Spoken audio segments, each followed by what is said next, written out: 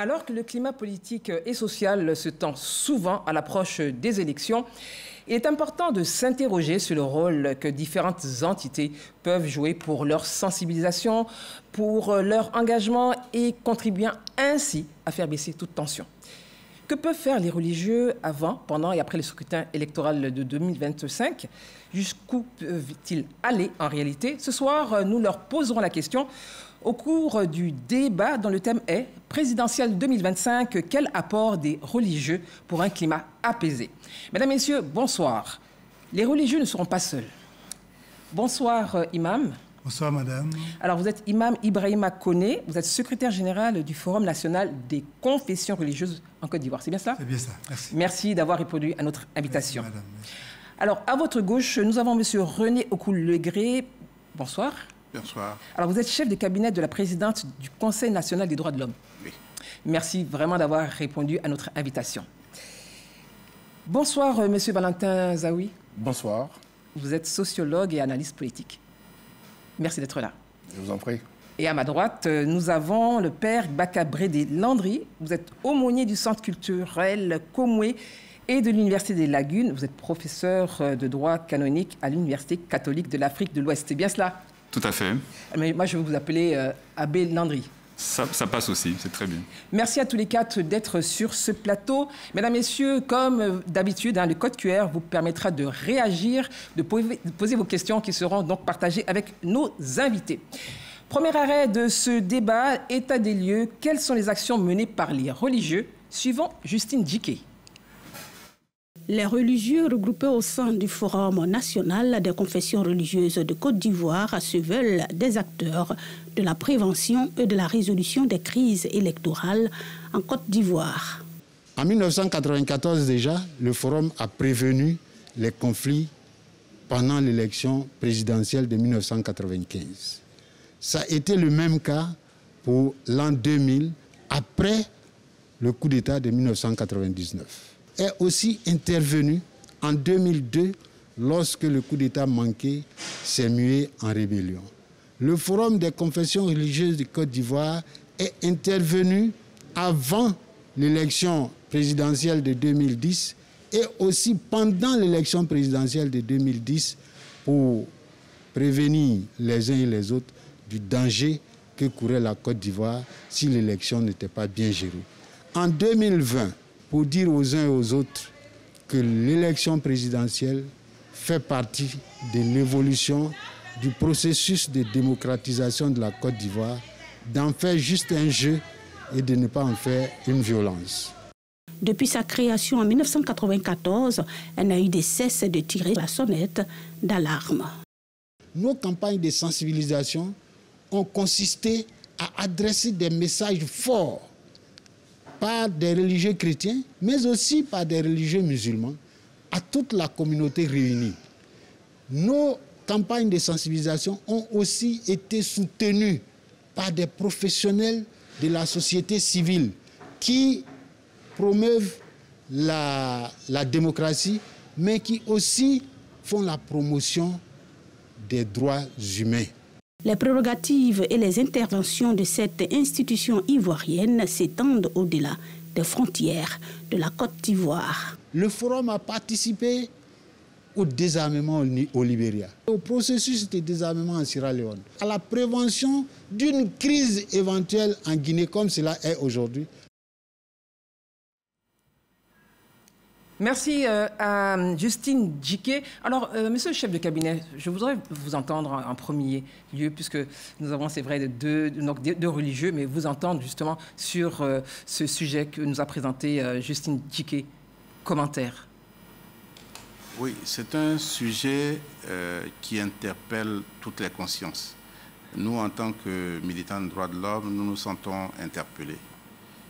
Il se trouve que depuis 2 décennies, les élections, les approches des élections sont des sources de crispation.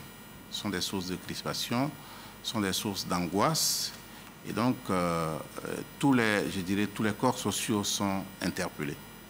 Nous estimons que nous avons notre place dans la dynamique qui doit conduire à à apporter la paix, à apporter la cohésion, à apporter la tranquillité autour des élections. Et donc c'est un sujet qui devrait interpeller, je dirais, toutes les couches sociales, toutes les composantes de la société ivoirienne. Et donc nous estimons que ce débat avait sa raison d'être. Oui. Et c'est un débat qui ne doit pas s'arrêter sur ces plateaux, un débat qui devrait être conduit dans toute la société et dans toutes les strates de la société. Dans toutes les strates de la société, alors je me tourne donc vers vous, Valentin Zaoui, vous êtes sociologue, alors conduire ce débat dans toutes les strates de la société et bien sûr au regard de ce que Justine Djiké a partagé avec nous. Votre commentaire? Oui, non, mais ce que partage l'imam du forum des confessions religieuses du pays, c'est un élément important. Ça fait quand même 31 ans que ce forum-là existe. C'est une sorte de fêtière, on va dire ça comme ça, hein, une approche œcuménique, n'est-ce pas, de nos religieux pour essayer de régler les problèmes, parce que on n'est pas sans ignorer que les religieux, ils sont dans le monde, comme on dit, ils ne sont pas du monde. Donc ils sont aussi au fait des réalités de la société. Oui. Et ils sont dans leur rôle. Et je pense que c'est une chance qu'on a dans ce pays d'avoir comme ça cette structure. C'est pas tout évident ailleurs que déjà les religieux se retrouvent et adressent les préoccupations et essaient de trouver des solutions de façon concertée et parfois avec une approche holistique là, des préoccupations. C'est une très, très bonne chose. Après, ils font leur part, mais je pense que chaque citoyen aussi doit faire sa part, mais on y reviendra. Bien sûr. Alors, merci encore une fois à Justine Dian pour cet élément qui permet vraiment de planter le décor. Alors, je vais me retourner vers vous. Vous êtes deux religieux. Nous avons suivi donc cet élément tout à l'heure. Alors, je vais aller tout de suite vous poser une question, imam. Alors, lors de la présentation des vœux au président de la République, Alassane Ouattara, le Forum des confessions religieuses, par la voix du cardinal Ignace Dogbo Bessé, a dit ceci. Qu'enfin, 2025 mette définitivement fin à la fatalité des violences électorales. Alors, est-ce que vous êtes fataliste? Ce n'est pas nous qui sommes fatalistes. Il dit qu'il faut mettre la fatalité, c'est le peuple ivoirien, c'est les populations ivoiriennes, c'est tous ceux qui votent. Oui. Et ce qui n'est pas normal. Parce qu'en fait, l'élection, c'est un jeu. C'est un match de football. Équipe A, équipe B. Donc, on doit le faire dans la fraternité et dans la convivialité. Et c'est pourquoi, depuis 1994, que le forum a été créé, sous l'intégration d'un cadre de ce pays, le professeur Honoré Guié, qui était le président du GEDES Côte d'Ivoire, qui nous a réunis en 1994 au centre Monseigneur Chakouli de Benjaville pour créer cette structure-là. Et nous travaillons main dans la main. Je pense que ce forum-là est venu résoudre beaucoup de problèmes parce que ça a brisé les liens de méfiance entre les religieux. Ça fait que nous nous fréquentons dans nos deux cultes de manière normale et vraiment, il n'y a vraiment pas de problème. Et notre rôle, depuis 1994, a été de parler aux populations. Parce que la Côte d'Ivoire, on nous l'a dit, selon les statistiques du ministère de l'Intérieur, est à plus de 80% religieuse. C'est important. Plus de 80% religieuse. Oui. Donc, les populations qui vivent en Côte d'Ivoire. Donc, les religieux ont l'occasion de parler à leurs ouailles, à leurs brebis, dans les différents lieux de culte, qui sont les temples, qui sont les églises et qui sont les mosquées. Et en Côte d'Ivoire, on a la chance, Zawi le disait, en Côte d'Ivoire, on a la chance parce qu'on a 3 jours de culte dans la semaine en Côte d'Ivoire. C'est le dimanche, c'est le samedi et c'est le vendredi. Parfait. Et ces 3 jours-là par semaine, nous avons l'occasion, nous en tant que guides religieux, de parler à nos populations. Alors vous parlez pour leur expliquer les dogmes des différentes religions. Parce qu'aucune religion n'enseigne la violence. Aucune religion condamne la violence sous toutes ses formes. Alors je voudrais... Abbé Landry, justement... Quel commentaire justement par rapport à tout ce qui a été dit donc en ce début de débat?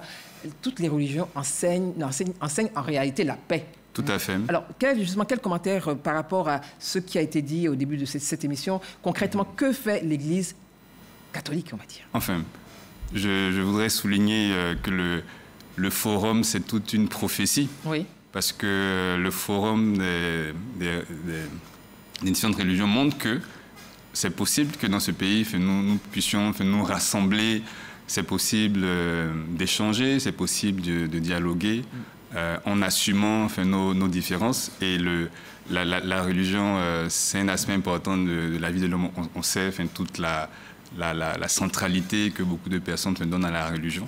Donc, au-delà de ces divergences-là, parce qu'elles sont très profondes, on puisse se rassembler. Je pense que c'est même une leçon pour le pays. Et cette institution-là, elle est exemplaire. Et on espère que ce travail qu'elle réalise pourra atteindre son effet. Alors, sur le terrain, je l'ai dit dans mon introduction, on sent certaines tensions monter, il y a certains propos. Alors, quel est votre regard, justement, monsieur le chef de cabinet? Là, je rappelle que vous représentez le Conseil national des droits de l'homme. Quel est votre regard sur la situation actuelle? On sent un certain frémissement, on sent une certaine tension monter. Mais je pense que on peut l'expliquer par le fait que les contentieux liés aux élections ne sont pas totalement soldés en Côte d'Ivoire. J'ai comme le sentiment... Mais nous sommes en 2025. Justement, parce que ce sont des questions récurrentes qui sont posées et par les politiques, selon leur posture. Oui.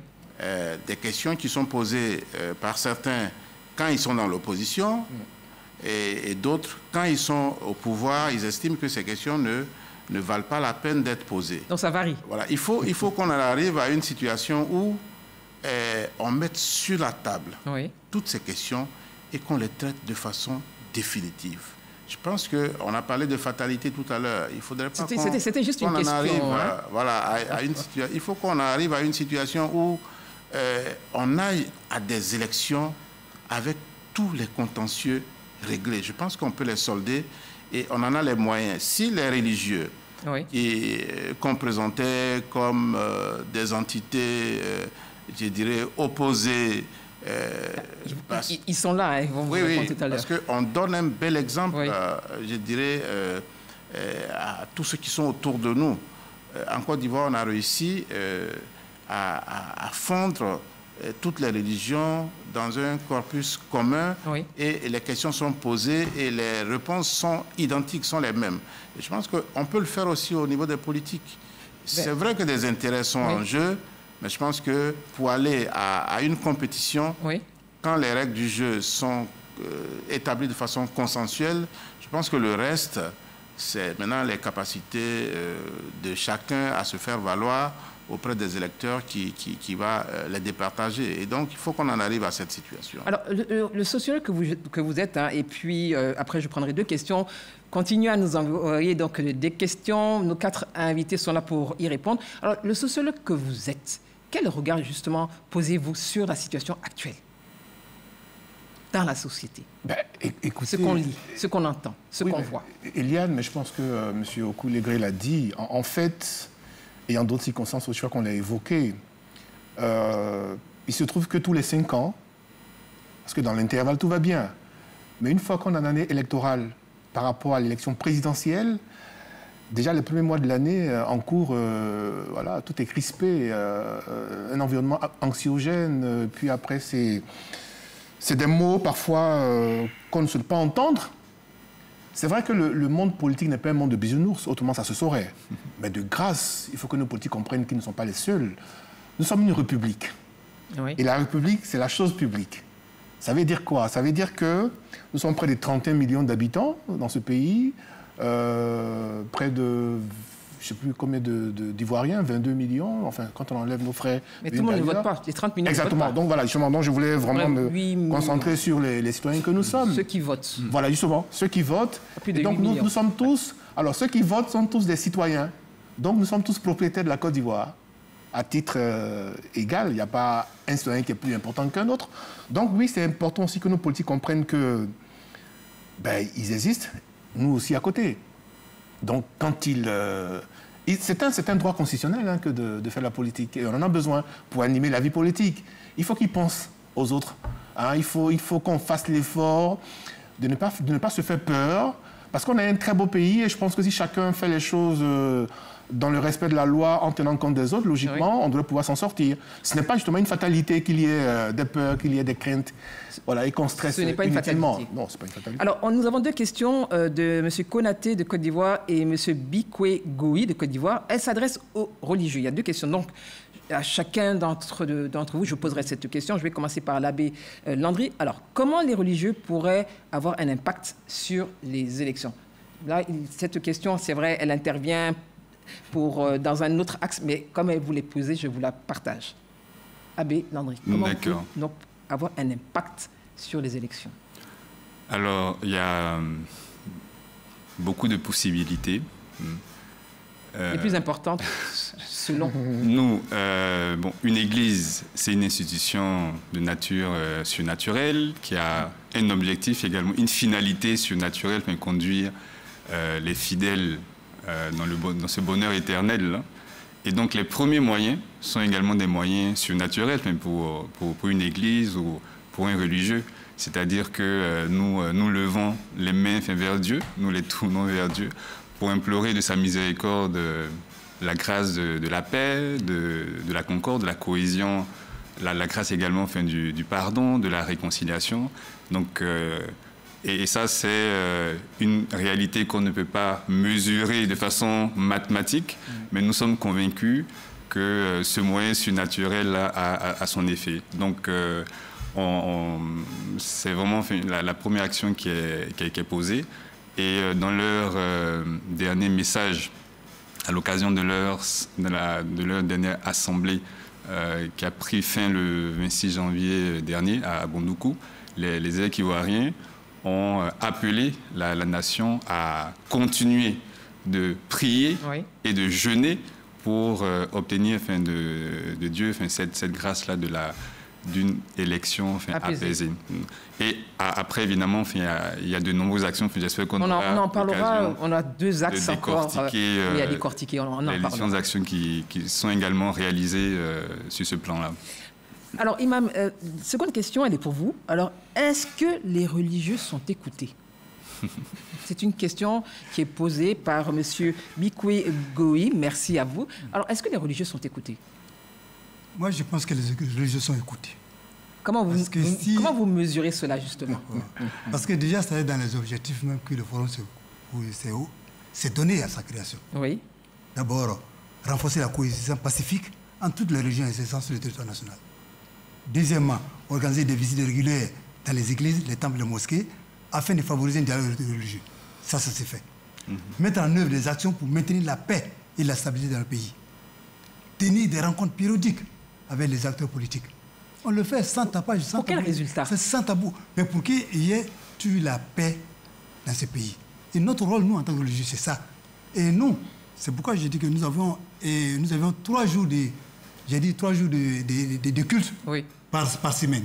Mais c'est des occasions où nous devrions parler à nos oreilles, à nos fidèles, à nos brebis, comme on le dit, certains le disent, pour qu'ils comprennent que nous n'avons pas 2 pays. Quelqu'un l'a dit tout à l'heure. Et donc, on n'a pas le droit de brûler ces pays que nous avons. Donc, si nous écoutons, si les populations vivantes en Côte d'Ivoire écoutent les religieux, il ne devrait pas avoir de problème. Oui. Parce que quand vous allez dans les Saintes Écritures, regardez Dieu, qu'est-ce qu'il nous dit dans le Coran, à la sourate 8, verset 1. Il nous dit, réconciliez-vous les uns les autres. Réconciliez-vous les uns les autres. C'est-à-dire qu'on ne doit pas se diviser. Il va plus loin encore. Dans la sourate 49, verset 10, les croyants ne sont que des frères. Par entre nous, est-ce que des frères doivent se boxer, doivent se frapper? Établissez donc la réconciliation entre vos frères. Non, ça c'est perpétuel, c'est le Coran, c'est le divin, c'est comme la Bible. Donc c'est la parole de Dieu. Alors, donc si nous disons ça dans nos différents lieux de culte, les samedis, les dimanches, les samedis et les vendredis, donc on travaille sur la conscience, sur le cœur de nos populations. Alors, je voudrais entendre, monsieur le chef du cabinet, je vous rappelle, vous êtes là au nom du CNDH. Qu'est-ce que vous faites? Parce que des religieux se sont prononcés. Valentin Zawi a un peu parlé de ce qui se passe un peu sur le terrain, et je reviendrai à lui tout à l'heure, de façon concrète. Qu'est-ce que vous faites justement pour préparer ce terrain pour que l'Ivoirienne, en tout cas tous ceux qui votent et qui ne votent pas, en tout cas tous ceux qui sont en Côte d'Ivoire, aillent à ce scrutin l'esprit tranquille et de façon apaisée? Au niveau du Conseil, nous sommes dans l'anticipation. Oui. Dans la prévention, nous faisons beaucoup de sensibilisation, beaucoup de renforcement de capacités. Nous estimons que pour évaluer un processus électoral, il faut en connaître les textes, c'est-à-dire les textes qui gouvernent ces élections. Et donc, nous avons pour cible les populations, nous avons pour cible la société civile, nous avons pour cible les acteurs politiques, parce que nous interagissons avec des entités politiques, les partis politiques, à travers un mécanisme qu'on a institué. On a un forum des droits de l'homme. Nous avons 31 représentations dans les 31 régions de Côte d'Ivoire où nous menons ces actions-là. Donc, nous sommes dans la sensibilisation, nous sommes dans la formation, nous sommes dans l'action parce que nous participons aussi à l'observation électorale, c'est-à-dire la phase préélectorale, l'inscription sur la liste électorale, la campagne électorale, l'élection elle-même. Mais nous avons une spécificité, nous évaluons, je dirais, la mise en œuvre des droits de l'homme dans les processus électoraux. Alors, où on en est aujourd'hui, justement? Puisque vous faites une évaluation, on est en prêt, mais quels sont les qualificatifs par rapport à la situation dans laquelle nous sommes aujourd'hui? Les qualificatifs par rapport à la situation que... Oui, dans laquelle nous sommes aujourd'hui, nous sommes en prêt. Nous sommes en prêt. Oui. Nous observons qu'il y a des contradictions entre les acteurs politiques et que le débat a cours et qu'on n'a pas encore trouvé, je dirais, intérêt d'entente. Donc ça veut dire qu'on se rapproche des élections sans que des questions qui semblent être essentielles pour certains ne sont pas traitées. Et je pense que notre rôle, c'est d'appeler les acteurs politiques à s'asseoir. Les cadres existent. On en reparlera, je pense, lorsqu'il s'agira de recommandations. Et appeler tous les acteurs, parce qu'en fait, comme j'ai dit, tous les acteurs sociaux devraient avoir un rôle à jouer dans l'apaisement. Et donc, les imams, c'est-à-dire les religieux qui mènent leur action, la société civile, une entité à part qui mène son action, les journalistes qui mènent leur action, les institutions comme la nôtre qui mènent leur action, mais ce sont ces actions conjuguées qui vont faire prendre conscience aux acteurs politiques de ce que ce processus-là ne leur appartient pas, en fait. Le processus n'appartient pas aux hommes politiques. Alors, je voudrais entendre le sociologue, et vous avez une question qui vous est destinée. Binaté Moustapha dit ceci, Monsieur Valentin Zaoui, comment les sociologues peuvent impacter sur la situation sociale politique de la Côte d'Ivoire? C'est une responsabilité. Il faut déjà qu'on donne la voix aux sociologues. Non, vous êtes sur ce plateau. Plus sérieusement, on vous regarde. Plus sérieusement, oui, en fait, le sociologue est le médecin de la société. En fait, notre rôle, c'est principalement de chercher à comprendre comment les choses fonctionnent et en relever les dysfonctionnements et faire des préconisations. Quand on parle d'élection présidentielle, je l'ai dit il y a quelques minutes, c'est quand même extraordinaire que nous sommes un très beau pays, je l'ai dit, riche de son sol, de son sous-sol et tout. Champion d'Afrique. Champion d'Afrique. Ça fait un an aujourd'hui.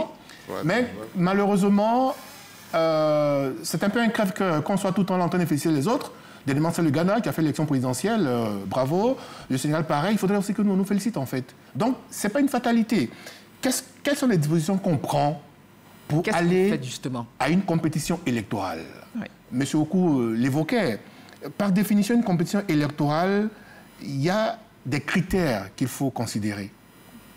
Les acteurs en présence, qu'ils soient du parti présidentiel, qu'ils soient dans l'opposition, est-ce qu'il y a une possibilité de s'accorder sur, j'ai failli dire un minimum, n'est-ce pas? Oui. Pour que, comme on l'a vu, les élections législatives, il y avait eu une rencontre au préalable,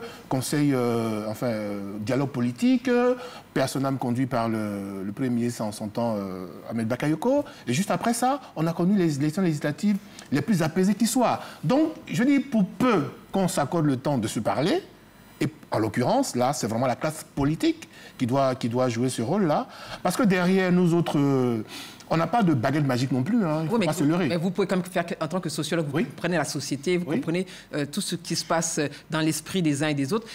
Qu'est-ce que vous pouvez faire justement pour porter ce qui se fait mais ce qui a fait, par d'autres entités? Ce n'est pas pour nous dérober, on fait un autre pas, mais ce qui a fait, c'est déjà que nous continuons à travailler sur la promotion de la culture démocratique.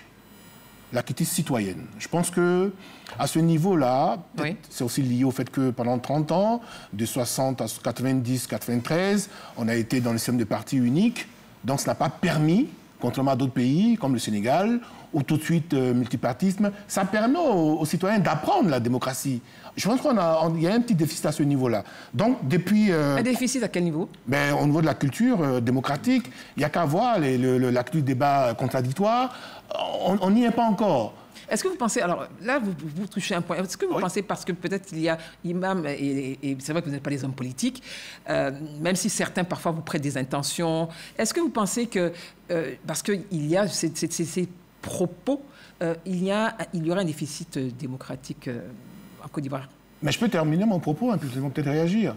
Bon, allez-y. Oui, non, parce que il ne faut pas se leurrer, en fait. Il y a la démocratie, de toute façon, c'est une construction de longue haleine. Hein. Oui. Voilà. Mais parlez des déficits démocratiques. Moi, je voudrais savoir sur quoi vous vous basez. Mais tant que tous les 5 ans, oui, s'il y a l'occasion d'élection, parce que c'est l'élection majeure, s'il y a l'élection présidentielle, on est dans une période anxiogène, confligène, voire mortifère, ça veut dire qu'on a un problème.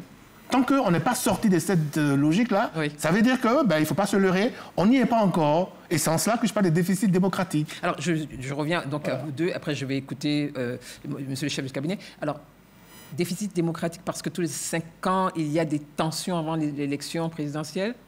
Quel est votre avis là-dessus? Bien, moi sur la question, si l'imam qu'on me permet. Allez-y, Abiel. Tout à l'heure on parlait des actions de l'Église, mais j'ai parlé de la prière. Il y a beaucoup d'autres choses à souligner, puisqu'il y a des actions au niveau institutionnel. D'une part, il y a ce discours important que le nonce apostolique a adressé au président de la République à l'occasion de la présentation des vœux. On s'est demandé si les religieux étaient écoutés. Sur le champ, le président de la République a répondu à ce souhait-là, à cette espérance-là. Espérance, disait le nonce, en des élections libres et inclusives, transparentes et non violentes, dans le respect des idées de chacun, aussi différentes soient-elles. Peut-être dans ces paroles-là aussi, on voit qu'il y a des aspects de la démocratie, évidemment, que nous devons encore améliorer. Dans un message daté de l'an dernier, à l'occasion de la 125e assemblée de la conférence épiscopale, de la conférence des évêques catholiques, c'était à Orbaf, les évêques ont fait aussi ce constat. Oui, donc, qu'est-ce que vous voulez justement nous partager on est encore dans cet apprentissage-là, non? Ressentant les inquiétudes, je cite les évêques, oui. Ressentant les inquiétudes et les interrogations de la société ivoirienne, nous nous sentons obligés à interpeller nos concitoyens, habitants de la Côte d'Ivoire, plus particulièrement les gouvernants, les partis politiques, les guides religieux et les médias, à agir sur tous les leviers qui garantissent des élections électorales justes, transparentes, crédibles, inclusives, paisibles, etc.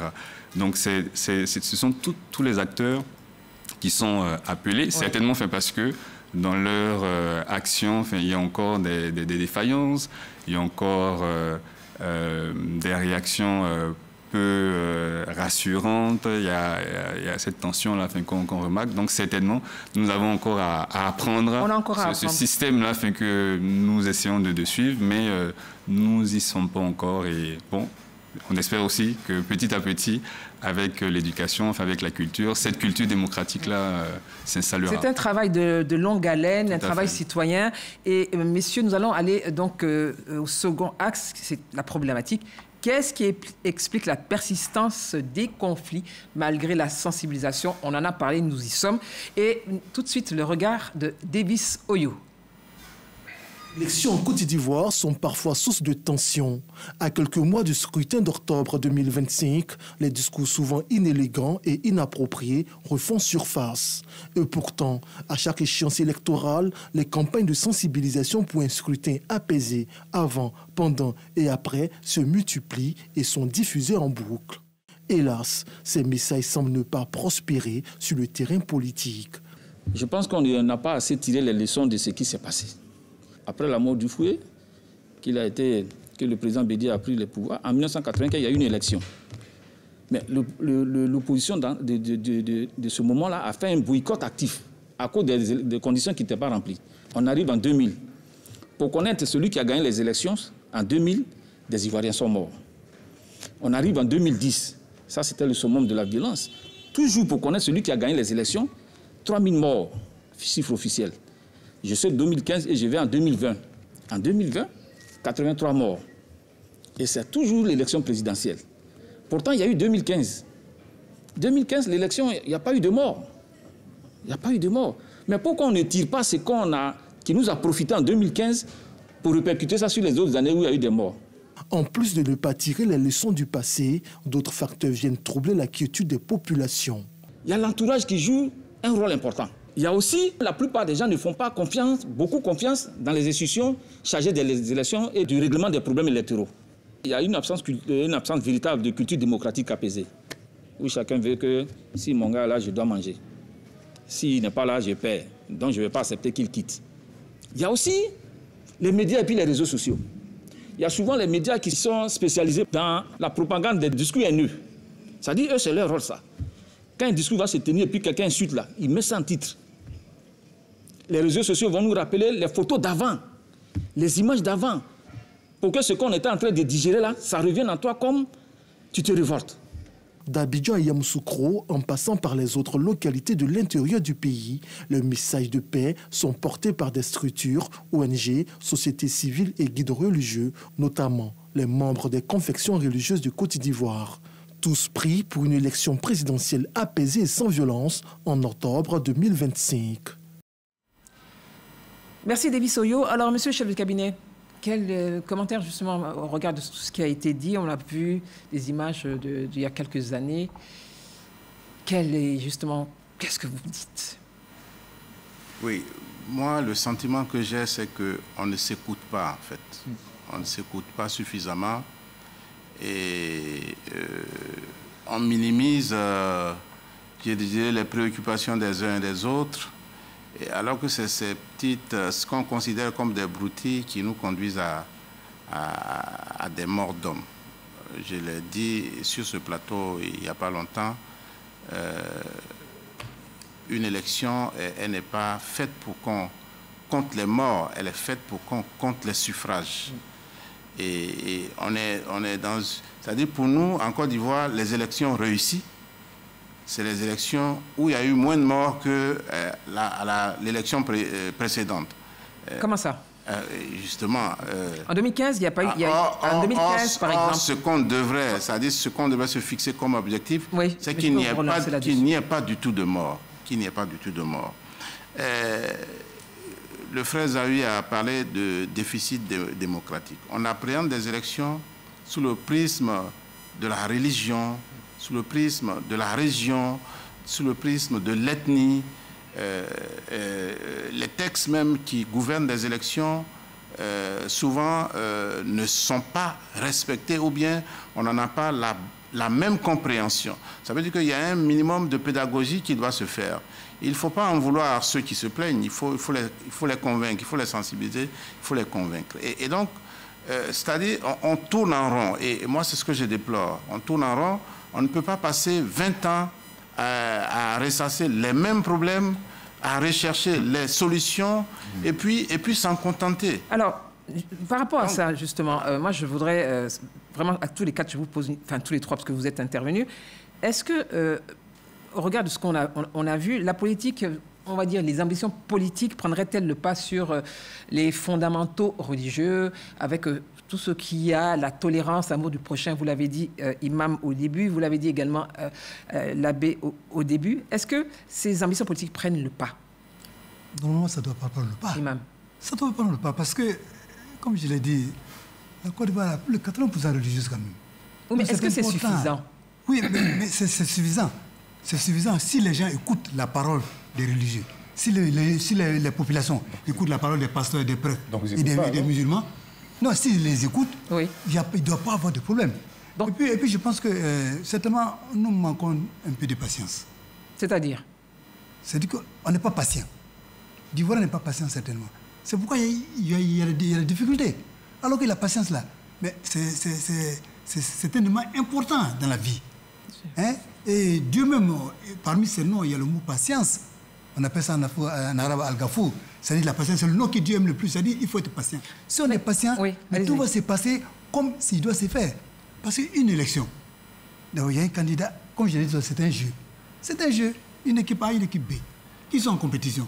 Mais écoutez, alors, on attend, c'est-à-dire on suit le scrutin du début jusqu'à la fin, et puis on attend le verdict des jurys, et puis nous avons des recours que la loi nous donne. Ça, c'est quand tout va bien. On est d'accord, Imam. On est d'accord, l'abbé. Alors, Begré vous pose la question à tous les deux. Je voudrais juste une réponse rapide, parce qu'on revient encore là-dessus. Est-ce que les hommes politiques prennent en compte les recommandations des religieux? Parce que vous parlez de patience, Imam, et vous avez parlé justement tout à l'heure de certains éléments liés à la religion. Est-ce que les hommes politiques prennent en compte les recommandations des religieux? Vous avez parlé, vous, tout à l'heure de la prière. Est-ce que cela est pris en compte? Alors, je reviens à cet événement que j'ai signifié tout à l'heure, la présentation des vœux du corps diplomatique au président de la République. Dans sa réponse aux vœux du nonce apostolique, Monseigneur Mauricio Rueda, le président s'est engagé à ces élections transparentes, etc., en lui répondant.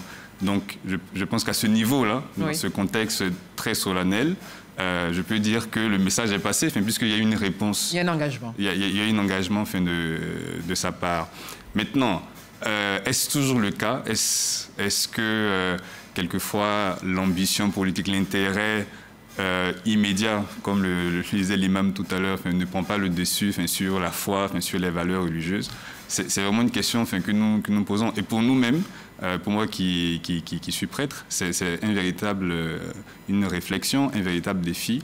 Et on présente justement ce divorce-là entre la foi et puis la vie de tous les jours comme l'une des plus grandes erreurs de notre temps. Donc pour nous aussi, c'est un défi, amener les personnes que nous avons dans nos églises à aller jusqu'au bout de leur foi, à être cohérents jusqu'au bout. La cohérence. Alors, oui, Liman, parce que je voudrais juste interroger M. Zawi.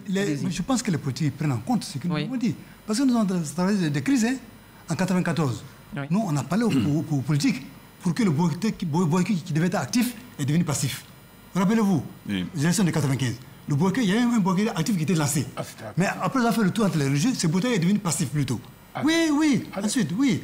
Et puis en 1999, lorsqu'il y a eu coup d'État, on a encore intervenu pour que le truc puisse se faire en douceur. Alors, en 2000. Oui, comment on explique toutes les crises alors qui sont successives? Oui, c'est-à-dire que les gens ne sont pas patients. C'est-à-dire qu'ils ne sont pas patients pour attendre. Parce que, comme je l'ai dit, c'est-à-dire que même la Constitution, les religieux ont participé dans l'élaboration de la Constitution, toute la communauté religieuse de Côte d'Ivoire. Et à la fin du compte, il y avait l'histoire des EOU. Oui. Vous vous rappelez? Oui. Donc nous, en tant que religieux, en tout cas chrétiens, musulmans, dans la diversité, on a dit qu'on voulait le OU. Parce que le OU est plus rassembleur que le E qui divise.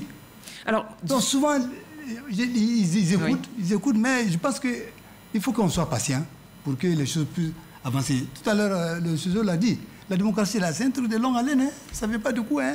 Ce n'est pas une génération spontanée. Il faut être patient. Alors, il y en a qui ont peut-être plus de 50 ans, 60 ans de démocratie, mais ils nous envient encore en Côte d'Ivoire, malgré tout. Alors, M. Zawi et après M. le chef de cabinet, est-ce que vous pensez, au regard de ce que... C'est pas ce qu'on traverse, c'est ce qu'on regarde, ce qu'on entend, et les avis des uns et des autres, est-ce que l'Ivoirien a oublié ce qui s'est passé, ou bien joue-t-il à se faire peur? Valentin Zawi. Très bonne question. Malheureusement, pas une boule de cristal, mais... Ça, c'est le sociologue que j'interroge. Oui, mais je viens, Liam. Non, c'était juste une boutade. Non, mais plus sérieusement, l'imam vient de dire un élément important. Plus de 80% des Ivoiriens fréquentent les lieux de religion, oui. C'est-à-dire les temples, les mosquées, les églises. Mais ça devrait quand même nous interpeller. Alors, ceux qui vont dans ces lieux de culte, est-ce qu'ils écoutent vraiment leur guide religieux? Parce que prône une religion, qu'elle soit catholique, musulmane ou autre? Mais c'est le respect de la dignité de la personne humaine. C'est le respect de l'autorité. C'est le respect de la loi. C'est comment on fait pour interagir, pour vivre avec l'autre dans un environnement pacifié et pacifique. Alors, comment ça se fait que nous sommes aussi nombreux à prier, à croire en Dieu, et que sur le terrain, il se passe ce qui se passe? Alors, ça veut dire qu'il y a un problème. C'est une question. Ça veut dire que, est-ce qu'on va juste dans nos lieux de culte là pour la forme, et après, nos religieuses qui nous disent on ne les écoute pas? Donc, je pense que ça, on peut faire l'intelligence de cette question-là.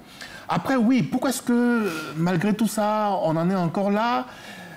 Mais ça convoque notre rapport à la chose politique. La politique, étymologiquement, c'est la gestion de la cité, des affaires de la cité.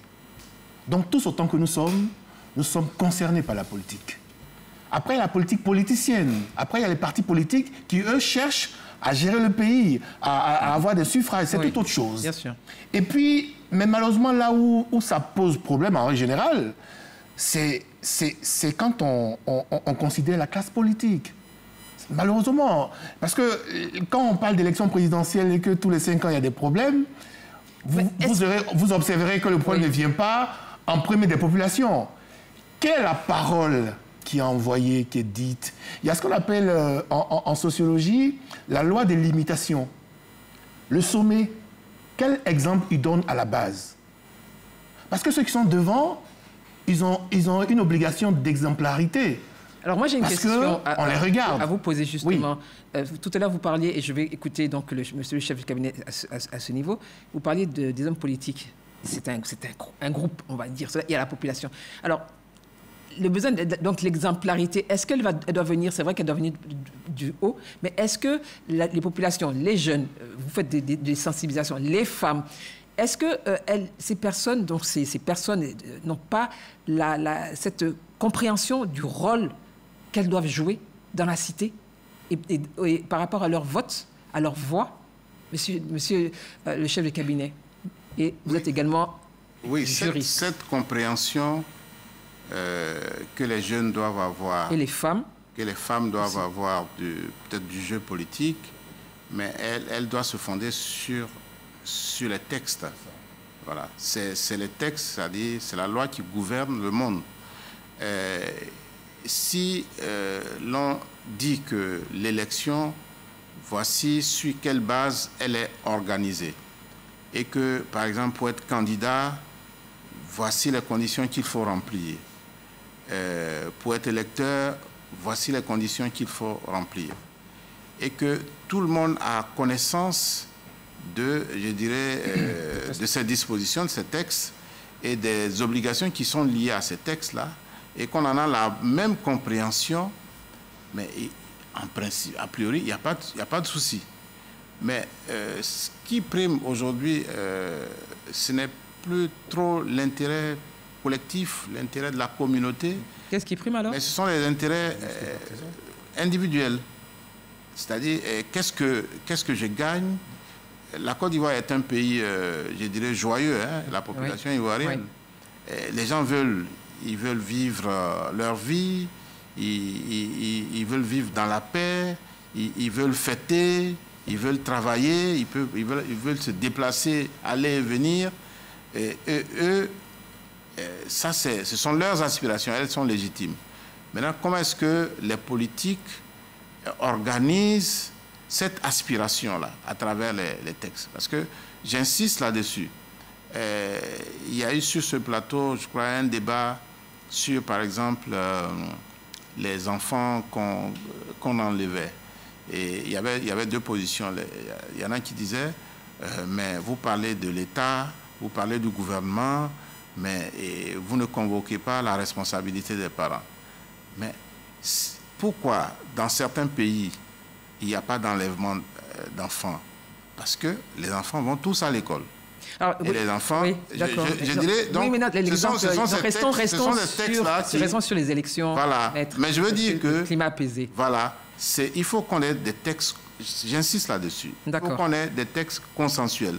Et il faut qu'on ait la même compréhension de ces textes-là. Si on observe que un groupe de personnes n'a pas cette compréhension la même compréhension des textes et qu'on estime que c'est de cette façon que les choses devraient être conduites, il faut essayer de convaincre ces personnes-là. D'accord, mais là, vous êtes déjà dans les recommandations. Voilà. On va en parler tout à l'heure. Mais je voudrais, avec votre permission, poser 2 questions. La même question aux religieux. Vous-même, alors, est-ce que vous êtes, pas vous en tant qu'imam et l'abbé Landry, mais est-ce que les religieux sont toujours à équidistance des hommes politiques? Est-ce que parfois, les religieux que vous êtes, vous ne vous substituez pas aux hommes politiques? Oui, moi je pense... Allez-y. Moi je pense que non. Les religions ont toujours été équidistant. Ils ne sont pas politiques. Jamais. Jamais. En tout cas, moi, c'est pour ce que je sais. Vous êtes toujours à équidistance des partis politiques? Depuis, quand même, moi je suis quand même...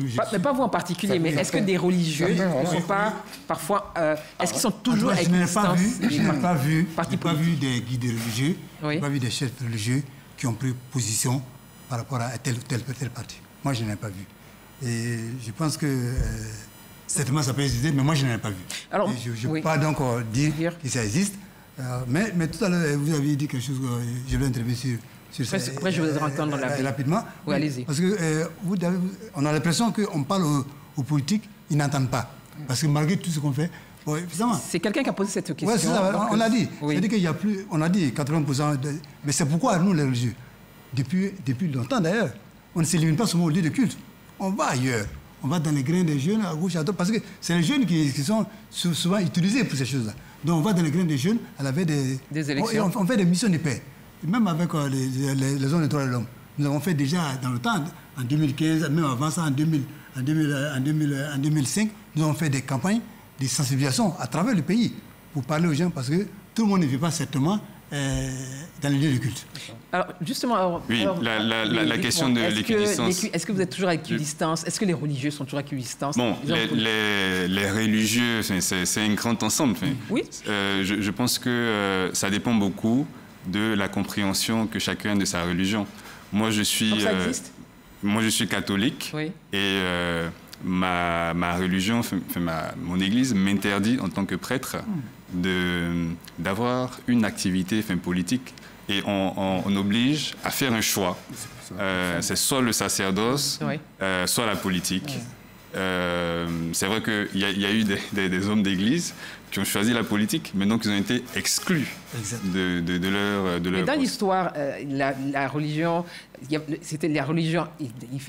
était liée, c'était très politique. Dans l'histoire, oui, il y a eu des cas de figure. Il y a eu des papes qui ont eu pendant longtemps un pouvoir temporel aussi, donc qui ont exercé le pouvoir politique, etc. Donc ce sont des situations qui ont existé. Mais de plus en plus, ce qui je prends le cas de l'Église catholique, ce qui est mis de l'avant, c'est cette position comme de conscience morale, même dans la communauté internationale, etc. Donc au niveau... après, peut-être il y a des confessions religieuses dans lesquelles on a vu, c'est pas des pasteurs candidats à la présidentielle. Donc peut-être c'est une autre approche qui existe également. Moi je connais mon église, mais dans laquelle, pour souligner son rôle... de pacificateurs, de personnes qui réunissent, de sages, etc. On a décidé de faire cette différence-là très claire, non, entre l'action pastorale et l'action politique. Alors, qu'est-ce que vous répondez? Juste un mot par rapport à ça.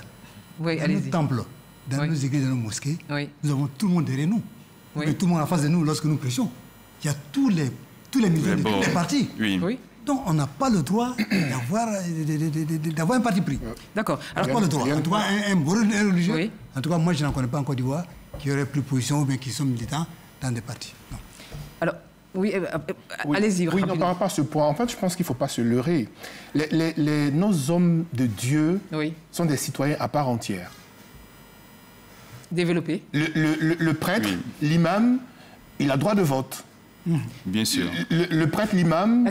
La question est... c'est différent. La question n'est pas celle-là. La question est... Je vais y venir, il peut y avoir une confusion. Non, je vais y venir, Liane. Rassurez-vous. Il peut y avoir une confusion. Et l'abbé l'a dit. Un prêtre ou un imam, peut-être qui veut entrer dans la politique, peut-être qu'il faut qu'il arrête. C'est qu'il fait parce que travailler pour Dieu, ça n'a rien à voir avec les choses qui sont temporelles. Il a clarifié ce sujet. Oui. Il a clarifié cette question. Non, parce que parfois, il y a une méprise. Parfois, on est sidéré d'entendre qu'un homme de Dieu ait pris position ou soit prononcé par rapport à la politique. A priori, ce n'est pas leur rôle. Mais c'est des citoyens. Après, quand je suis dans une organisation religieuse, il y a une hiérarchie qu'il faut respecter. Donc, est-ce que je suis commis pour prendre position ou pas? Là, c'est notre débat. Mais je veux dire, c'est des citoyens. Après, ils doivent aussi faire attention, parce que comme l'a dit l'imam, effectivement, quand ils parlent à des militants de plusieurs partis politiques. Et ils doivent faire équidistance. C'est ce que je voulais dire. Alors, est-ce que vous comprenez, messieurs, donc, enfin, tous les quatre, imam, l'abbé, monsieur Zawi, monsieur le chef de cabinet, est-ce que vous comprenez qu'aujourd'hui, il y a peut-être plus ce dialogue, on a parlé de dialogue, la tolérance et que la fraternité autour de laquelle on a vécu. Aujourd'hui, tout à l'heure, je le disais, ça fait 1 an qu'il y a eu cette CAN. On a vu la joie, la ferveur, l'unité. 1 an plus tard, on dirait que tout s'est effrité. Maître. Oui, parce que non, mais il s'agit de réalités différentes. Oui. En fait, c'est ce que je disais tout à l'heure. On s'est dit qu'on avait construit quelque chose quand même. On a vu quelque chose de magnifique, il faut le dire, autour d'une équipe nationale qui représente l'entièreté des Ivoiriens de Côte d'Ivoire ou ceux qui sont dans la diaspora. Aujourd'hui, on se retrouve dans une situation où vous avez dépeinte. C'est un message que la population lance aux acteurs politiques. Oui. Nous, on veut une Côte d'Ivoire de paix, une Côte d'Ivoire où les populations vivent en parfaite, je dirais, cohésion, convivialité. Et ça, c'est le message. Vous voyez, il y a, je dirais, des actes sociaux qui sont posés, comme les records Guinness qui sont sollicités ici et là, la mobilisation des Ivoiriens autour de cela. C'est un message qu'on lance pour dire que nous sommes un. Oui. Nous sommes un. Et donc, le minimum qu'on demande aux acteurs politiques, à ceux qui décident, c'est de surfer là-dessus pour dire, mais si la population le veut, qu'est-ce que nous faisons pour qu'il n'y ait pas de crispation? Et donc, ça veut dire que les questions qui fâchent, il faut les régler. Il faut les régler. Il faut les régler parce que les populations n'ont pas besoin de venir sur une place publique et puis lancer forcément un appel. Je pense que leur comportement, leurs actions de tous les jours, leur mobilisation autour de ce qui touche, je dirais, à l'intégrité de notre population, mais c'est-à-dire de notre pays, c'est ce message-là qu'on devrait écouter. Comment faire pour que, après ces scènes de joie, on ne replonge pas dans la crispation et dans les angoisses? Je pense que c'est les réponses qu'on attend. Alors, est-ce que vous pensez, Valentin Zawi, l'abbé, imam, est-ce que vous pensez aujourd'hui que, indépendamment de ce qu'on voit, on entend, on lit, est-ce que de façon profonde, il y a encore un grand intérêt, surtout des jeunes, en ce qui concerne la question politique? Monsieur Zawi, vous êtes sociologue. Quel est votre sentiment là-dessus? Ben, à votre permission, je vais juste répondre sur la question précédente. En fait, le fait sportif et le fait politique, ce n'est pas deux réalités identiques. Et ça a été un moment extraordinaire, vous l'avez rappelé, cette CAN, la Côte d'Ivoire est vraiment fraternelle, solidaire. Oui, parce qu'il s'agit de notre équipe nationale, qui par définition réunit toutes les régions du pays. Donc, on se reconnaît dans cette équipe-là. Avec toutes les différences. Exactement. Quand on vient sur le champ politique, il s'agit de gérer nos contradictions domestiques. Parce que la démocratie, c'est quoi? C'est acter nos différences, nos divergences, et consacrer cela, en fait. Donc, c'est plus la même chose. Et c'est pour ça que j'ai apprécié ce que M. Okoulégué disait.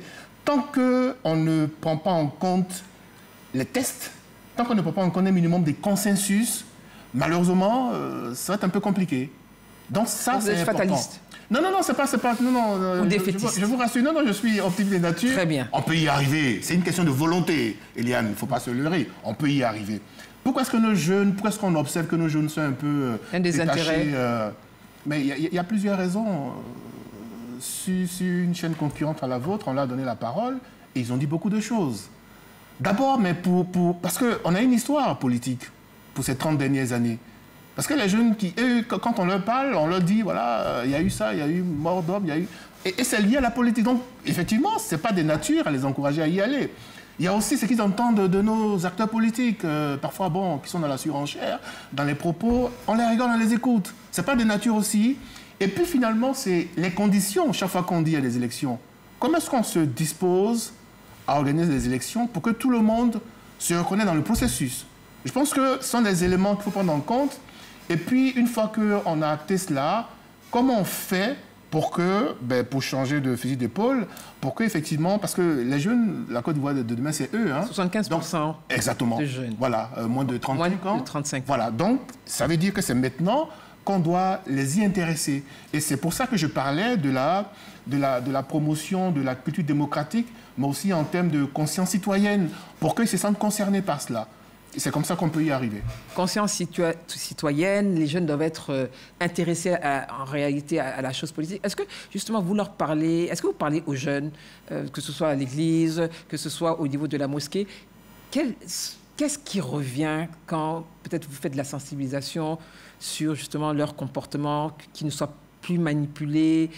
Qu'est-ce qui revient? Qu'est-ce qu'ils vous disent exactement? Qu'est-ce qu'ils attendent de leur pays? Les jeunes, ils attendent quoi? Ils attendent qu'ils aient du travail. Ils attendent qu'il y ait du travail. Bon, donc je pense que c'est ça, par exemple, peut-être qui les désole un peu.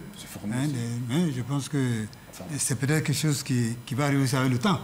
Hein, ça va arriver avec le temps. C'est peut-être difficile maintenant, mais je pense que depuis un certain temps, ils ont commencé à s'intéresser beaucoup plus. Parce que sur d'autres champs, moi, je m'intéresse beaucoup aux élections. Oui. Et je vois que depuis une vingtaine à peu près, les jeunes sont en train de s'intéresser de plus en plus. Mais avant, ce n'était pas du tout. Mais depuis longtemps, ils sont en train de s'intéresser. Et je pense que des choses sont mises en place pour qu'ils aient, s'ils ont du travail, ils vont être beaucoup plus intéressés encore davantage.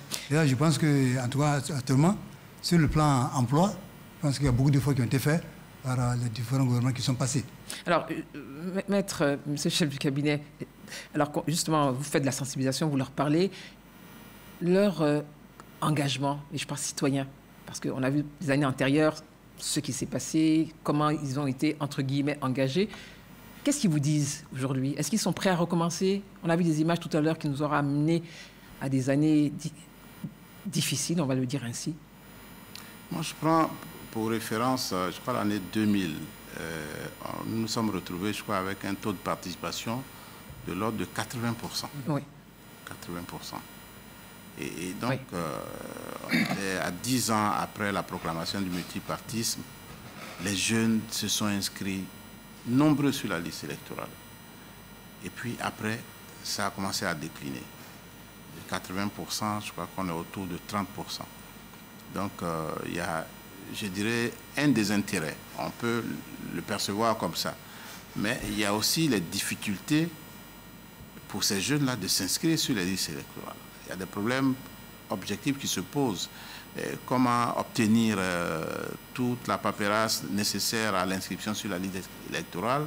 Souvent, en cours d'opération de révision des listes électorales, on fait des ouvertures. Oui, vous pouvez obtenir ces documents à moindre coût. Mais ça veut dire qu'on peut le faire. Oui. On peut le faire. Il faut une politique volontariste pour dire... Parce qu'en fait, la révision de la liste électorale prend en compte la question même de, je dirais, de l'accès aux documents administratifs. Donc, il y a deux problèmes qui se chevauchent là. Mais ces problèmes, on peut les régler. C'est-à-dire, on les règle, oui, et puis on voit si les jeunes ne s'inscrivent pas. Mais en plus de ce problème-là, ce que les jeunes évoquent bien souvent, ce sont les violences. Ce sont les morts, parce qu'ils sont et parfois, ils ont été partie prenante. Ils sont partie prenante. Oui. Mais il y en a qui ne sont pas partie prenante, certains qui observent. Et quand on compte, on dit 200 morts, oui, 2000 morts, 3000 morts, 90 morts. Mais quand les jeunes veulent s'engager, les parents n'encouragent pas leurs enfants à s'engager. Il y a des jeunes qui décident eux-mêmes de ne pas s'engager. Oui. Et puis, il y a les discours guerriers qui ne sont pas de nature à... C'est-à-dire, en fait, ce n'est pas cette perception... qu'ils ont de la politique. Aujourd'hui, avec les réseaux sociaux, les jeunes suivent les débats autour des élections sous plusieurs cieux. Et ils voient que tout ce qui est sur les réseaux sociaux, qui sont policés. C'est pas toujours très réel. Sur les réseaux sociaux, ce n'est pas toujours réel. Non, pas les réseaux force. Même il y a les chaînes de télévision. Quand les élections dans tel pays, on a la possibilité de suivre les débats. Mais on se rend compte que c'est quelque chose de constructif qui porte sur des projets, sur des projections, sur des projets de société. Mais chez nous, c'est toujours la même question. La nationalité de tel, l'ethnie de tel, bon, la religion de tel. Moi, je pense qu'il faut qu'on en arrive à une situation où les jeunes puissent être... C'est-à-dire, en fait, il faut les... Je ne sais pas, il y a un terme pour c'est-à-dire il faut les appâter en quelque sorte. Il faut les motiver. Il faut les séduire. Voilà, il faut les séduire. C'est le mot, il faut les séduire. Voilà. Je vais ajouter quelque chose sur cette question. Oui, très rapidement. Après, on va justement, parce que là on parle des recommandations, il faut les séduire. Alors on va écouter les Ivoiriens et vous aurez l'occasion de revenir, mais je vous écoute. C'était juste pour dire que moi je suis aumônier universitaire et je constate que oui, il y a très peu d'intérêt pour la chose politique chez ces jeunes étudiants. C'est l'avenir. De demain. Ils sont beaucoup plus jeunes. Ils n'ont pas connu la crise de 2011. De 2011. Là. Ils étaient encore très, très jeunes. Mais déjà, ils ont des problèmes. Ils ont des problèmes essentiels. Il faut s'en sortir au quotidien. Et quelquefois aussi, ils constatent que les politiques se rappellent d'eux au moment des élections. Mais pourquoi ils acceptent qu'on se rappelle de moi? C'est la question que je pose. Ils les constatent. Donc ça c'est pas fait pour les encourager, les intéresser à la chose politique. Ils comprennent qu'ils sont seulement une sorte de bétail électoral, etc. Et ça, c'est quelque chose qui n'accepte pas. Donc il y a vraiment un travail à faire pour susciter cet intérêt à nouveau. Et je sais que tous les quatre, il y en a d'autres, donc à travers la Côte d'Ivoire, qui font ce travail de sensibilisation. Alors, je vais vous poser une question, et puis nous allons passer à l'acte 3. L'axe 3. Alors, la question de M. Kambou, qui appelle c'est du Burkina Faso. Alors, il dit ceci. La question est la suivante. Qui provoque les tensions pendant les élections? C'est sa question. Est-ce que ce ne seraient pas les différents candidats eux-mêmes? C'est la question de M. Kambou qui nous écrit, du Burkina Faso. Est-ce que, maître, on va faire le tour et après on va aller donc, à l'axe 3. Maître, est-ce que ce ne seraient pas les candidats eux-mêmes qui provoqueraient des tensions pendant les élections? Bon, les tensions précèdent les élections. Il y a avant, pendant et après. Ah oui, les tensions précèdent. Donc, déjà, vous voyez, les tensions naissent avec l'inscription sur les listes électorales. Il y a un groupe de partis politiques, par exemple, qui en est à revendiquer une prorogation, je dirais, de l'opération de révision des listes électorales, d'inscription sur les listes électorales. Donc, ça veut dire qu'il y a déjà un objet de tension là. Et puis ensuite, il y a la question individuelle de certains candidats qui... Est-ce qu'il y a des candidats d'ailleurs? Est-ce qu'il y a des candidats aujourd'hui? Ah non, de façon juridique. Non, mais la candidature, elle n'attend pas. Elle n'attend pas. Ce sont des projections que les partis font. Non, mais les partis font des projections. Oui. Il y a des partis qui ont déjà désigné, je dirais plus ou moins, pas investis, mais qui ont déjà... ils sont candidats à la candidature, peut-être. Oui, justement, voilà, ils sont candidats à la candidature. Mais il y a des partis qui ont déjà pratiquement tranché, on sait déjà que... Et c'est en interne, maître. Voilà. Maintenant, il reste à confirmer à travers une convention, bien à travers un congrès, etc. Donc, déjà, à ce niveau-là, il y a... Et puis, il y a maintenant l'élection en elle-même. C'est-à-dire, plutôt même avant d'y arriver, il y a les textes. On estime que... il faut modifier ces textes. C'est-à-dire la liste électorale n'est pas... il faut la réformer. On estime que des personnes qui devraient pas être sur la liste électorale, ils sont... Ça, c'est le contentieux, ça. Oui. Non, mais ça, c'est déjà le contentieux de la liste électorale. Oui. Donc, ça veut dire que même avant l'élection, on n'est pas d'accord sur, je dirais, l'intégrité de la liste électorale. Alors, ce qu'on va faire, si vous permettez, parce que là, vous êtes là, vous ébauchez déjà ce qui nous attend dans l'axe 3, et on va revenir là-dessus. Donc, les recommandations pour zéro conflit avant, pendant et après l'élection. Alors, nous suivons ce micro-trottoir réalisé par F. Boué, et vous reviendrez donc sur votre commentaire. Que ce soit du côté musulman ou du côté chrétien, faire des prières, faire des bénédictions, donner des conseils à toute la population. En cette année d'élection, c'est de les exhorter à vraiment à prêcher la paix, à prêcher l'union, à prêcher la cohésion entre les différents fils du pays. Ce qu'ils ne doivent pas dire est non seulement des propos qui peuvent aller dans le sens de la division, de la désunion. Un guide n'a pas de parti pris, c'est quelqu'un en qui tout le monde peut se retrouver. Ce sont des personnes qui doivent être porteurs de paix, que ce soit avant les élections, parce que tout commence avant, c'est la base. Avant les élections, il faut d'abord prier. Il faut d'abord prier pour les élections, pour que les élections se déroulent bien, pour qu'il y ait des élections apaisées. Et après les élections, il faut toujours amener les fidèles à avoir des comportements responsables. On a tendance à voir certains guides religieux être des promoteurs des hommes politiques dans leurs sermons, dans les lieux de culte, qu'ils évitent de parler de certains hommes politiques. Je pense que les guides religieux sont ceux qu'on écoute beaucoup. Donc ils ont un rôle prépondérant, que ce soit avant, pendant et après les élections. Le message doit être le même.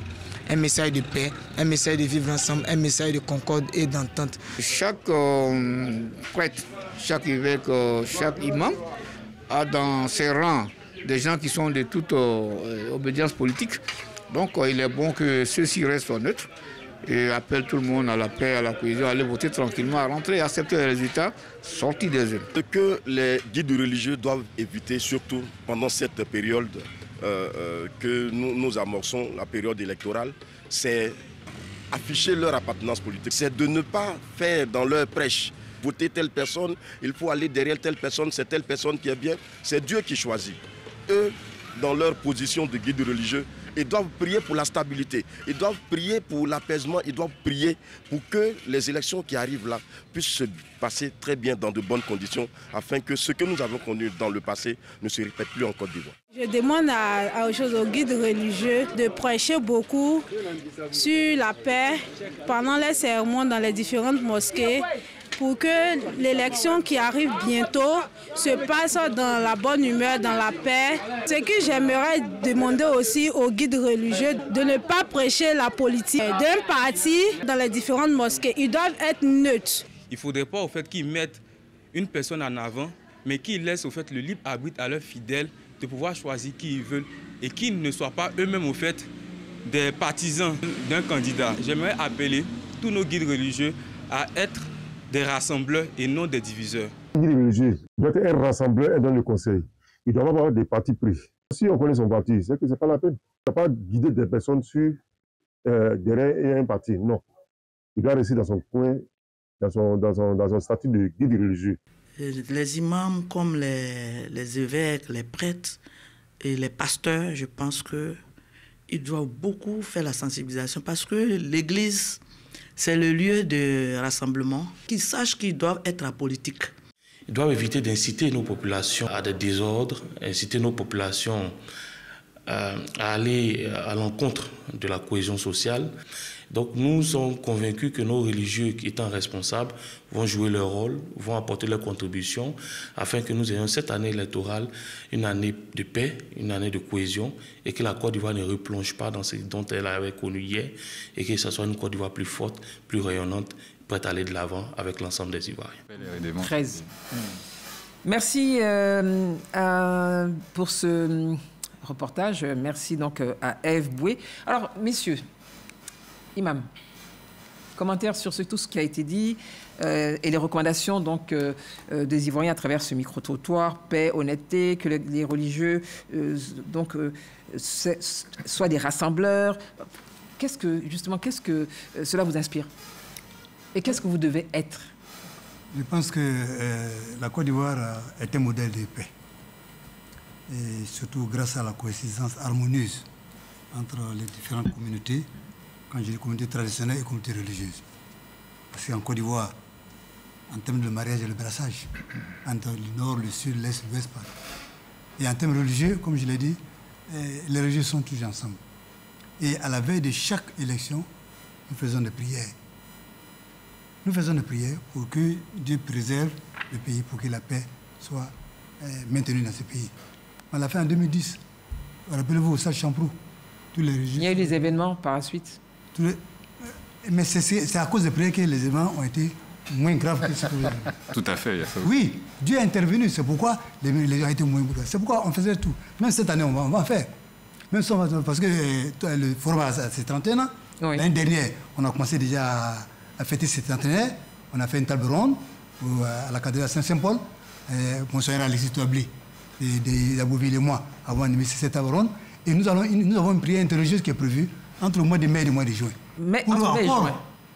Oui, entre mai et juin. Pour conserver le sort encore, pour que cette élection qui arrive se passe dans les bonnes. Alors, est-ce qu'au-delà des prières, au-delà de la Bible qu'on peut lire, le Coran, la Torah et tout ce qui est écrit dans les livres saints, est-ce que l'être humain, monsieur le chef de cabinet, tout à l'heure vous parliez des certains éléments, en tout cas par rapport à ce qui pourrait nous conduire à avoir un climat apaisé, est-ce que l'être humain n'a pas aussi, indépendamment de la prière, est-ce que dans nos comportements, il n'y a pas une responsabilité de tout citoyen?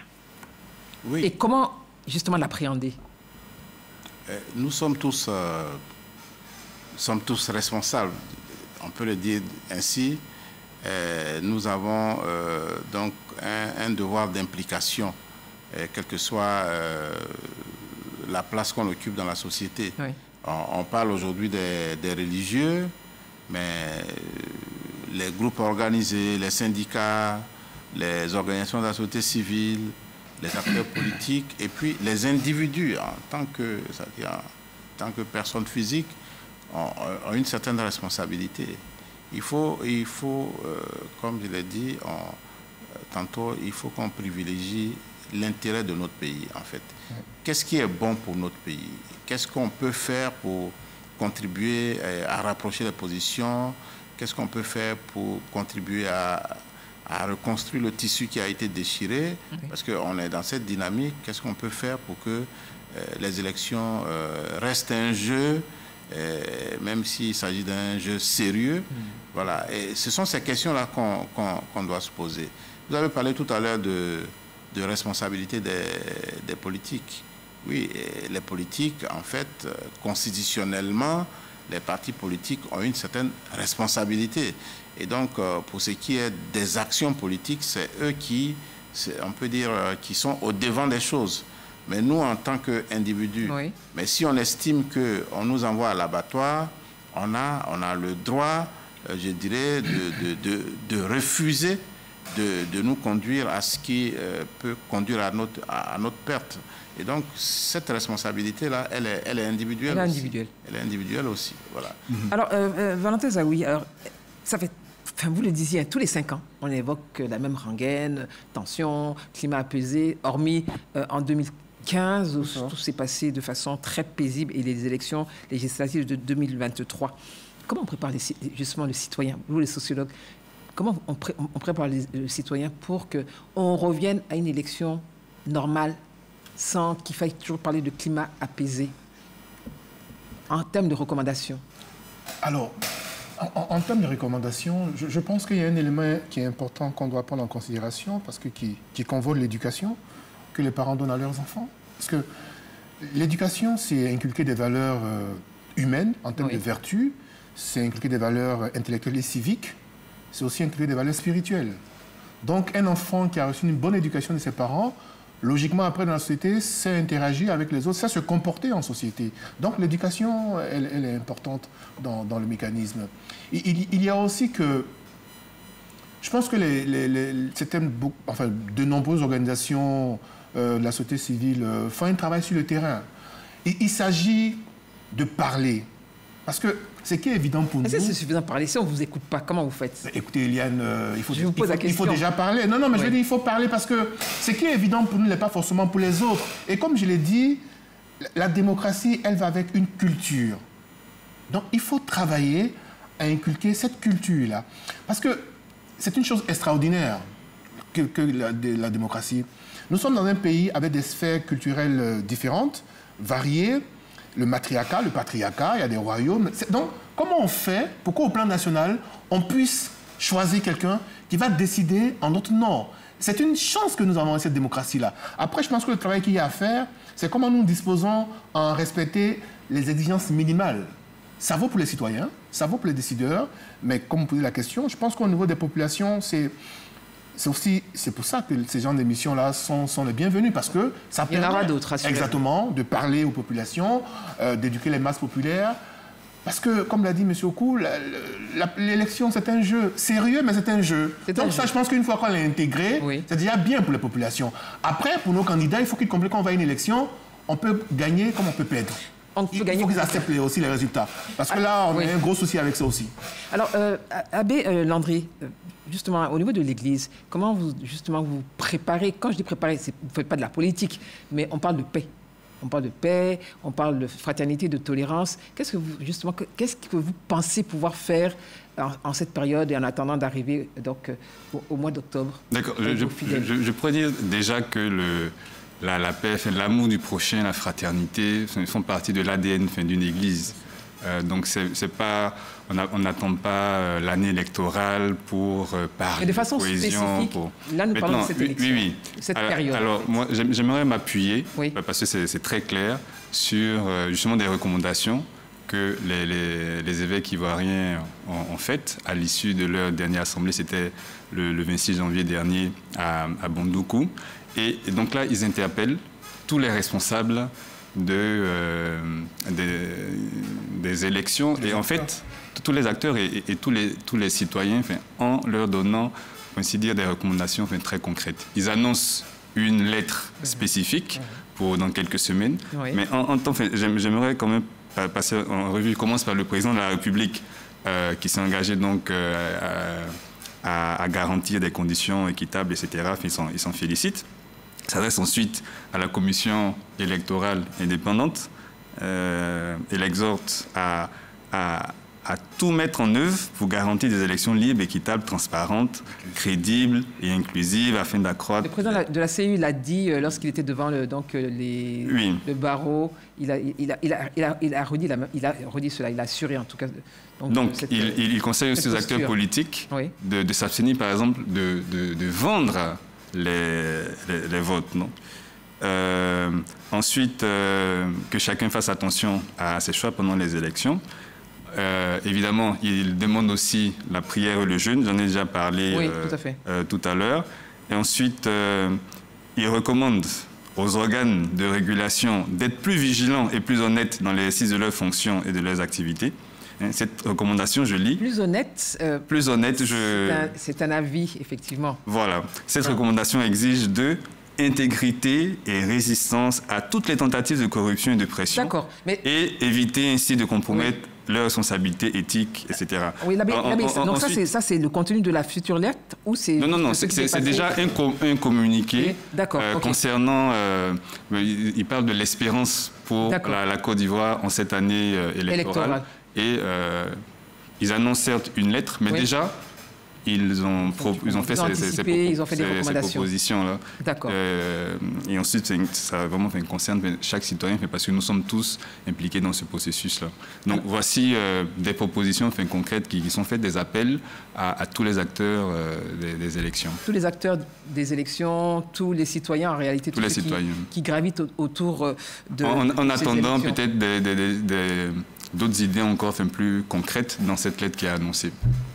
Alors, je voudrais vous poser la question concernant les réseaux sociaux, parce qu'on vous parlez de lettres.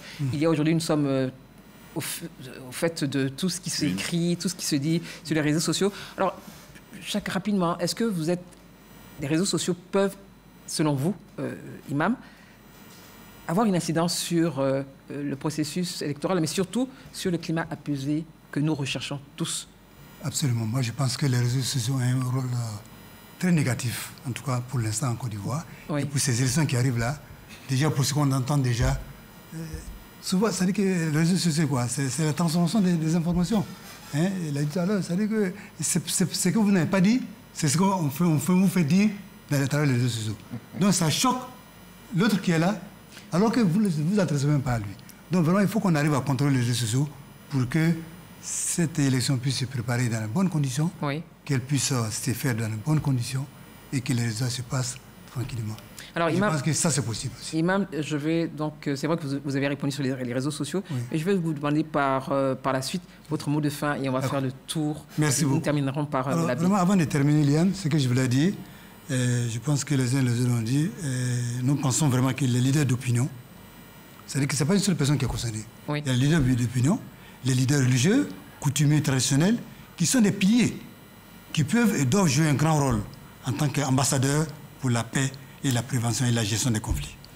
Il y a également aussi d'autres acteurs, non des moindres, qui peuvent de manière significative contribuer aussi à asseoir un climat de paix et de responsabilité. Il s'agit des médias, des associations, des groupes artistiques et culturels. Tous, on doit travailler ensemble pour que ces élections se passent dans les bonnes conditions. Et pour terminer, vraiment, je voudrais, Liane, vraiment à travers vous, remercier le directeur général de la RTI qui a invité le Forum national de conférences religieuses de Côte d'Ivoire et le révérend pasteur Blaise Jacob, qui en est le président, m'a autorisé à venir parler au nom des religieux. Vraiment, c'est un débat. Nous souhaitons que ça continue. Il y a 2 débats encore. Mais en tout cas, comme je l'ai dit, avant les élections, au mois de mai et juin, nous ferons une prière interreligieuse qui va être organisée dans un grand stade du pays et pour vraiment demander à Dieu encore de veiller sur la Côte d'Ivoire afin que la Côte d'Ivoire demeure un havre de paix. Merci. Merci Imam pour vos mots. Je pense que le directeur général de la RTI nous suit et ces plateaux sont ouverts à toutes les confessions religieuses et toutes les obédiences politiques. Maître, monsieur le chef de cabinet, votre mot de fin justement, un appel. Oui, moi, tout en vous remerciant. Je reviens sur ce que j'ai dit. J'ai dit que les appels des religieux, les interpellations de la société civile, les interpellations, je dirais, de tout le corpus social ne peuvent prospérer que si, à la base, on a déjà des textes consensuels qui, je dirais, qui rassemblent les acteurs politiques et qui rassemblent toutes les populations. La Côte d'Ivoire est un pays joyeux. Oui. Les Ivoiriens aspirent à la paix. Les Ivoiriens aiment s'amuser. C'est vrai qu'ils sont au travail, mais ils aiment bien s'amuser. C'est un peuple qui est connu comme un peuple ouvert. Et quand chaque 5 ans, on vient mettre un frein à cette dynamique de convivialité, parce que tout simplement, on ne réussit pas à gérer au mieux nos contradictions, je pense que c'est un problème. Merci, maître. Il faut qu'on en arrive à régler ces questions-là. Et pour finir, je dirais qu'aujourd'hui, ce sont les religieux qu'on interpelle. Dont on non, ils ont été invités. Oui. Ils ont été invités, ils ne sont pas interpellés. Ils ont été invités. Nous sommes tous concernés. D'accord. Nous sommes tous concernés autant que nous sommes par la nécessité d'œuvrer à la cohésion et à la paix. Merci maître, merci monsieur le chef du cabinet. Et nous remercions évidemment bien sûr la présidente du CNDH. Valentin Zaouir, votre mot de fin et après l'abbé Landry, s'il vous plaît. Non, ce que je peux dire pour terminer cette rencontre, c'est de... La religion, par définition, a un rôle important par rapport à la construction du lien social. On parle de croyances, on parle de pratiques sacrées, on parle de communauté de foi, donc la morale. Et quand on croit en Dieu, quelle que soit la religion, on respecte l'être humain. Et donc, il est important que tous les citoyens qui sont croyants vraiment prennent en considération ce que les guides leur disent, parce que je pense que ça, c'est important aussi pour la société. Donc ça, c'est ce que je peux dire en premier. Pour terminer, c'est quand on gère un pays, il y a la majorité et puis il y a la minorité. Je pense que c'est aussi important que le gouvernement écoute les autres pour qu'ensemble, parce que c'est ça, nous sommes une famille, on trouve des solutions consensuelles pour éviter qu'il y ait encore des problèmes. Solution consensuelle. Merci Valentin Zaouir. L'abbé. Moi, je voulais tout juste vous dire merci et merci aussi aux autres intervenants. Et je voudrais transmettre le message d'espérance que les évêques ivoiriens ont envoyé à notre pays. Espérance, on se tourne vers Dieu, on ont pris. Et avec sa grâce, nous arriverons à remporter cette victoire. Nous allons sortir, la Côte d'Ivoire sortira victorieuse de ce match électoral sur un score vraiment très fleuve. Côte d'Ivoire 5, violence 0. Côte d'Ivoire 5, violence 0, ce sera la 4e étoile avec une élection réussie. Merci messieurs, merci Imam, merci l'abbé, merci monsieur Zawi, merci monsieur le chef de cabinet. Merci à tous ceux qui nous ont suivis ce soir et qui ont participé à cette émission à travers ces questions. À très bientôt. Merci aux équipes rédactionnelles et techniques. Merci à la RTI, à la Direction Générale et à la DMI. À très bientôt. C'est ici que ça se passe. Bonsoir.